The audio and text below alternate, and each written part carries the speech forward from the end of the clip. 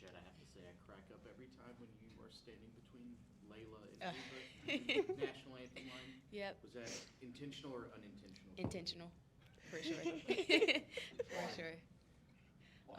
It's just really fun just standing in between them. They're like the two giants on our team, so it's just really funny. Just like a wide variety of what kind of athlete you Yeah. can be. Yeah, that's what I aspire to be, that tall. I guess how tough was Monday just kind of fighting through? It sounded like you were pretty sick and all that. I can imagine trying to play a basketball game while sick doesn't sound very fun. Well, I just knew I needed to push through for our team, and then I knew we would be off the next day, so just looking forward to that off day and getting through that game. Kylie, what was it like getting back in the swing of things after 3 weeks? Yeah, it was really nice. 3 weeks flew by, which was good, but I was definitely itching to get back out there, so it felt good to be back. And then to have a big play like the block at the end of the game, what was that like to kind of feel like, was it like, oh, I'm back, you know? Yeah, it was just good. I think that second half we had great momentum, and we kept going possession by possession. And yeah, we were all just really kind of just gritty, wanting that win, so doing whatever I needed to. But yeah, really good team win. Did you feel 100% when you were out there, or do you feel like you're still kind of warming up to it a little bit? Yeah, it definitely was an adjustment getting back out there, but I feel really close to being about 100%.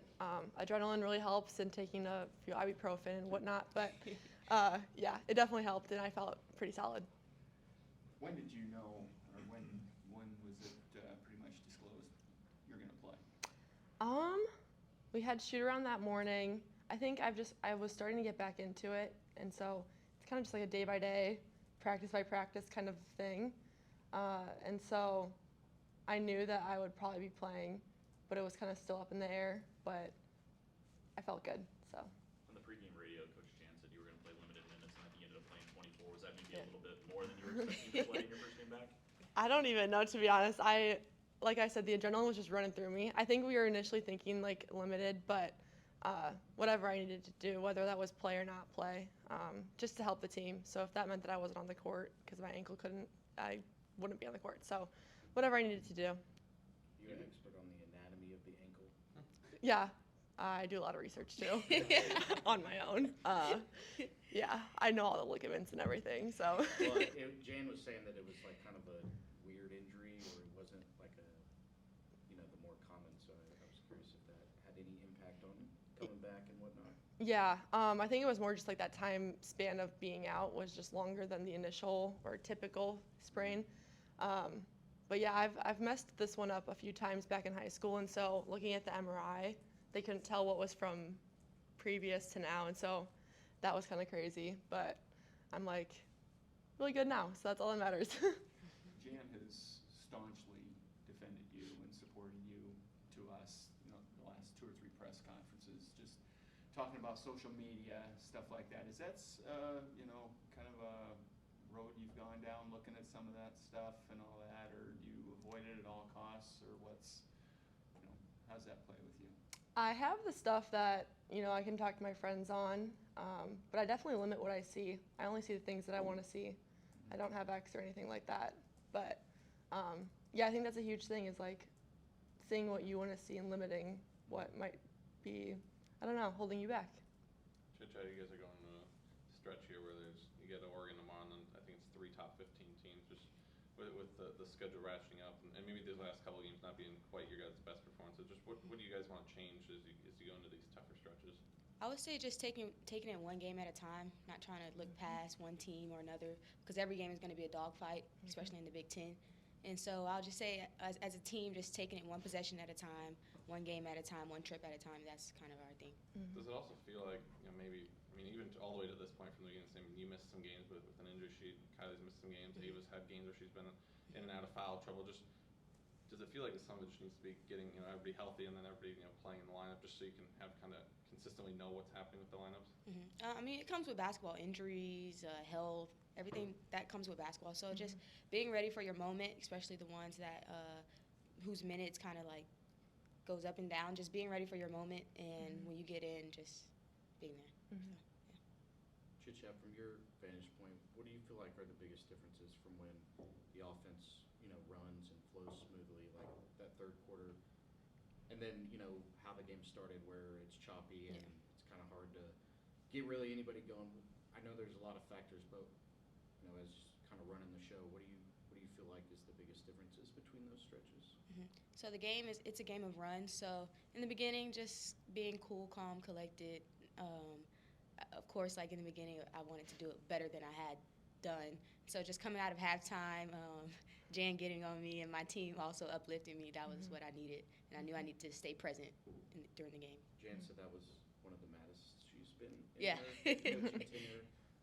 Can you corroborate that? Was that a pretty fiery press conference or halftime? I actually liked it. It kind of it motivated me to go out and just like do what I came here for.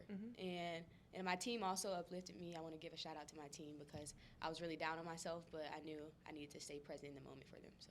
Kylie, you've been around longer than Chit-Chat has. I mean, obviously Jan was an assistant coach for part of that, but obviously she's more on the positive side of time. Just what is it like when she walks in and has that fiery halftime speech? Does it surprise you? Does it fire you up? Just kind of how did you guys take it?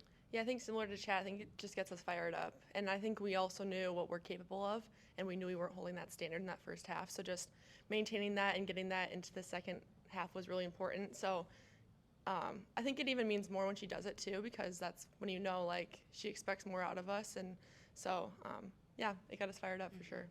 What, Kylie, I'm curious, like when somebody like Chit-Chat is transferring to Iowa, do you like go online and watch some of her old highlights from Georgia Tech, or like is the season you're seeing out of Chit-Chat, is that something that you like envisioned when you would have maybe seen what she had in the offseason? I think I guess when there's transfers, we look at like maybe a few clips, but you don't really know much about them. But once they come during the summer, we do a lot of scrimmaging and stuff. So you kind of get a sneak peek at how they're going to be playing. So I kind of already knew she was going to be a hooper, but yeah, no, she's a phenomenal player, and it's so fun to play with her. Were you on the same team as her in the scrimmages at the start, or did you have to get on the same team with her? We do it just with our players, so we mix around the teams every single time. So it's always a throw. I don't think we're really on the team. I don't think so. Yeah, no, we so. were never really on the same teams, just the way the lineups were. But yeah. Kylie challenged me too. Yeah. I was like, thank you, Kylie, for challenging me. You challenged me. With that experience of going against Kylie and now getting to experience life without her on the floor, what does she bring to the team, Chit-Chat? She brings a lot, like a lot of stuff that you don't see on the stat sheet, a lot of stuff that people don't like to do. Kylie does that, and it showed in the game too. And she's a big reason why we won. So. Kylie, I don't know if you guys are the type of team that like revenge game type stuff, but Oregon was certainly a game where last year there had a pretty significant lead and let it go, and that was the 5th straight loss in that losing streak. This is a game tomorrow that you guys have kind of had circled as we want to get one back with them. For sure. Yeah, last year was really tough with them, tough go around. So kind of having that mentality going into that game. Like we said, each game's different. So knowing personnel, they have a lot of different players that are playing now this year, so it's not the same team. But yeah, having that mindset going in that, we got to get that win back that we didn't get last year. I'm kind of curious, if you don't mind, Kylie, if you go back to the social media thing, is that something that like you have always steered clear of, or like in high school, did you have social media, or was there an experience that made you decide like, never mind, I don't want this as a college athlete? Yeah, I had it in high school. I think once I got in college, more for my own well-being, I think as the years progressed and as I matured, I was just like, I don't need it. There's no reason to have it. I think it's more bad than it is good, so that's kind of why I steered away from it. But like I said, I still have like Instagram, TikTok, all that stuff, and talk to my friends, but staying away from the things that you don't need to see. Is it easy to avoid that stuff on even like Instagram? I mean, no, people can DM people if they want to, but like you have just all the filters in place that you can avoid people that you don't want saying things about you or to you. Yeah, I have the filter, so I really don't see much. Yeah. I don't know if either of you know this, but tomorrow's a blackout. You've been a part of plenty blackouts here. This is going to be your first one. Just kind of talk about like what you feel like the environment's going to feel like. I think it's going to be crazy. We have literally the best fans. Every time that we walk out into Carver, it's insane. So we're really excited. I think it's going to be a really cool experience.